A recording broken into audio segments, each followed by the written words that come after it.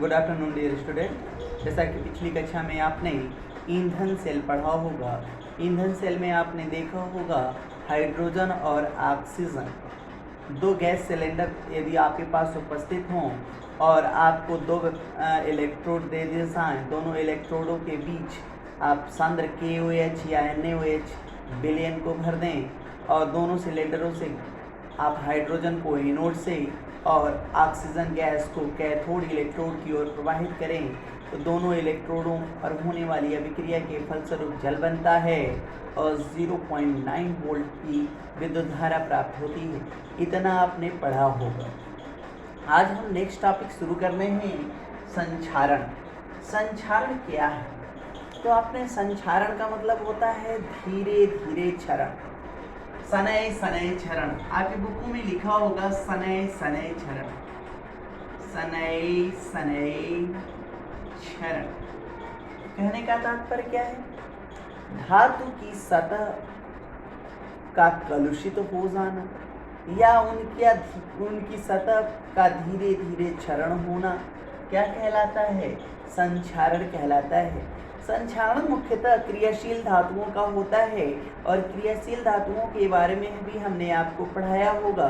वैद्युत रासायनिक श्रेणी में ऊपर से नीचे जाने पर धातुओं की क्रियाशीलता घटती जाती है। अर्थात कहने का तात्पर्य है कि वैद्युत रासायनिक श्रेणी में जो हाइड्रोजन से ऊपर हैं उन धातुओं का संक्षारण बहुत शीघ्रता से होता है या तीव्रता से होता है और तेजी से होता है, जबकि हाइड्रोजन से नीचे वाली धातु जैसे कॉपर है, सिल्वर है, प्लेटिनम है, गोल्ड है, तो इसमें प्लेटिनम और गोल्ड ऐसी धातुएं हैं जिनका संक्षारण होता ही नहीं है। कारण क्योंकि ये ऑक्साइड नहीं बनाती। ऊपर के सिल्वर तक की धातुएं हमने वैद्युत रासायनिक श्रेणी में एक पॉइंट बतलाया होगा, आप वीडियो देखेंगे उसमें बतलाया गया होगा कि लिथियम से लेकर सिल्वर तक की धातु ऑक्सीजन से क्रिया करके अपनी ऑक्साइड बनाती। ऑक्साइड बनाने का मतलब होता है अपनी सतह का कलुषित कर देना, अपनी चमक को खो देना। तो संक्षारण की परिभाषा क्या पढ़ लें तो कहता है कि किसी निश्चित वातावरण में, किसी भी वातावरण की बात करें, ज़्यादातर नमी की बात करते हैं, नम वातावरण में धातु की सतह का कलुषित होना या उनका धीरे धीरे क्षरण की प्रक्रिया ही संक्षारण कहलाती है। अर्थात धातु की सतह का या धातु की सतह का शनैः शनैः क्षरण क्या कहलाता है? संक्षारण। संक्षारण एक स्वतः प्रक्रिया होती है, स्वतः प्रवर्तित, इसको अंग्रेजी में बोलते हैं ऑटोनॉमस। स्वतः प्रवर्तित प्रक्रिया है, अर्थात इसको करना नहीं पड़ता, अपने से होता है। ऑटोनॉमस प्रोसेस होता है। अब इसको जानना है कि संक्षारण किसकी वजह से होता है, संक्षारण को प्रेरित करने वाले कारक कौन कौन से हैं। तो हम अगला टॉपिक पढ़ाते हैं आपको, संक्षारण को प्रेरित करने वाले कारक। प्रेरित करने वाले कारक। तो संक्षारण को प्रेरित कौन कौन सा कर सकता है? धातु यदि ज़्यादा अशुद्ध है तो उसका संक्षारण ज़्यादा होगा। तो धातु की अशुद्धि, यदि धातुओं में अशुद्धि की उपस्थिति है, अशुद्धि की उपस्थिति है तो उस धातु का संक्षारण क्या होगा? शीघ्रता से होगा। कहने का तात्पर्य यदि 100% शुद्ध धातु ले ली जाए तो उसका संक्षारण नहीं होता है। आपने पढ़ा होगा कि चार मीनार लोहे का बना हुआ, जो चार मीनार की बात करें, ये लौह स्तंभ की बात करें, चार मीनार की बात नहीं, लौह स्तंभ की बात करें तो लौह स्तंभ लोहे का बना हुआ स्तंभ होता है और बहुत पुराने, मतलब आज से लगभग 310 दशक पहले की बात कर रहा, 300 सदी पहले की बात कर रहे हैं, उसका निर्माण हुआ और आज तक उसका कोई संक्षारण नहीं हुआ, उसकी सतह कलुषित नहीं हुई। वह लोहे का बना हुआ स्तंभ गिरा नहीं, टूटा नहीं, मतलब उस लोहे पर जंग नहीं लगा।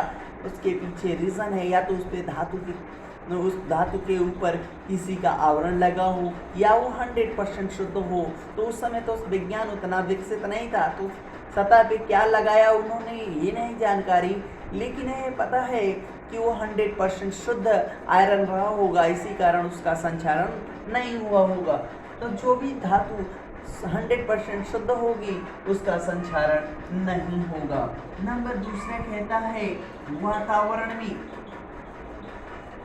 वातावरण में सक्रिय गैसों की उपस्थिति। सक्रिय गैसों की उपस्थिति कहने का तात्पर्य ज्यादा सक्रिय की बात कर रहा हूं मैं, तो कार्बन डाइऑक्साइड की बात कर सकते हो, सल्फर डाइऑक्साइड की बात कर सकते हो। कार्बन डाइऑक्साइड आपके जितने वाहन या व्हीकल्स होते हैं उनसे निकलता है, आपके मोटरसाइकिल से हो गया, कार से हो गया, आपके जनरेटर से हो गया, डीजल से हो गया, ट्रैक्टर से हो गया, तो कार्बन डाइऑक्साइड निकलेगा। सल्फर डाइऑक्साइड मुख्यतः इंडस्ट्रियल एरिया से, जहाँ पे ईंट उद्योग होती हैं वहाँ सल्फर डाइऑक्साइड निकलता है।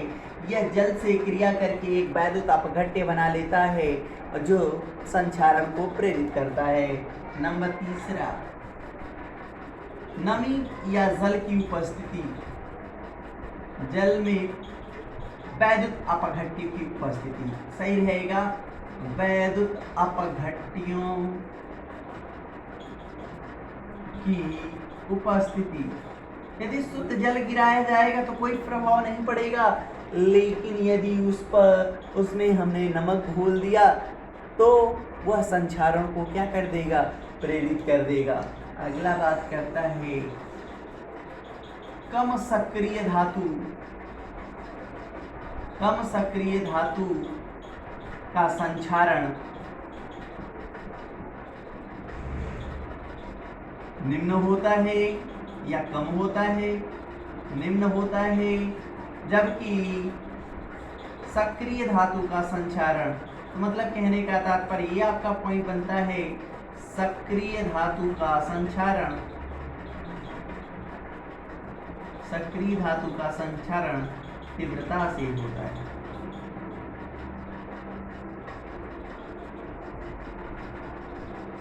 तो जो धातु ज्यादा सक्रिय होगी उसका संचारण शीघ्रता से होगा या तीव्रता से होगा, जो धातु कम सक्रिय है उसका संचारण धीरे धीरे होगा।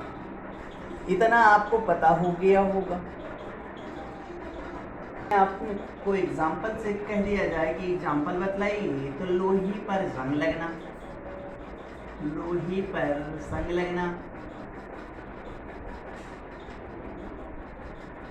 कॉपर की सतह का नीला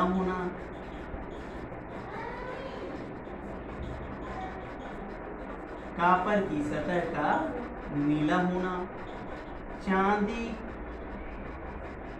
की चमक का खोना,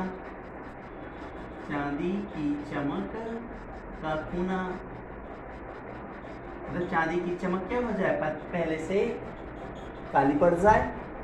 तो ये सारे के सारे संचारण के एग्जाम्पल हैं। इसमें से महत्वपूर्ण है आपकी परीक्षा के पॉइंट ऑफ व्यू से लोहे पर जंग लगना। तो लोहे पर जंग लगना, यदि आपको कह दिया जाए कि लोहे पर जंग लगना है तो समझाइए, तो आप कहेंगे सर कि लोहा नम वायु वाला नमी युक्त वायु के साथ क्रिया करके अपने सतह पर लाल बादामी परत जमा कर लेता है। यही परिघटना लोहे पर जंग लगना कहलाती है और लाल बादामी परत जंग कहलाती है। फिर ततुल्य से नम वायु से क्रिया करके लोहा अपनी सतह पर लाल बादामी परत बना लेता है, जिसे लोहे पर जंग लगना कहते हैं। और जो आपका लाल रंग का बना, लाल बादामी रंग का जो आपको उसके सतह पर परत बनी, उसे क्या कहते हैं, जंग कहते हैं। अर्थात रिएक्शन की बात आती है तो हम रिएक्शन एक समझाते हैं। ये लोहा है, वायु की उपस्थिति में क्या कर रहा है, नम युक्त, कितना नमी है पता नहीं, हम समीकरण संतुलित करते हुए चलते हैं और बनाता है 2Fe2O3 डॉट H2O। यही लाल बादामी परत, लाल बादामी परत क्या कहलाती है? जंग कहलाती है। और ये परिघटना क्या कहलाता है? लोहे पर जंग लगना कहलाता है। यदि फिर से कह दिया जाए कि लोहे पर जंग लगने की क्रियाविधि को समझाइए तथा इसको प्रेरित करने वाले कारक को समझाइए कि कौन कौन से कारक हैं जो लोहे पर जंग लगने की क्रिया को बढ़ा देते हैं, तो उन पर भी बात करते हैं।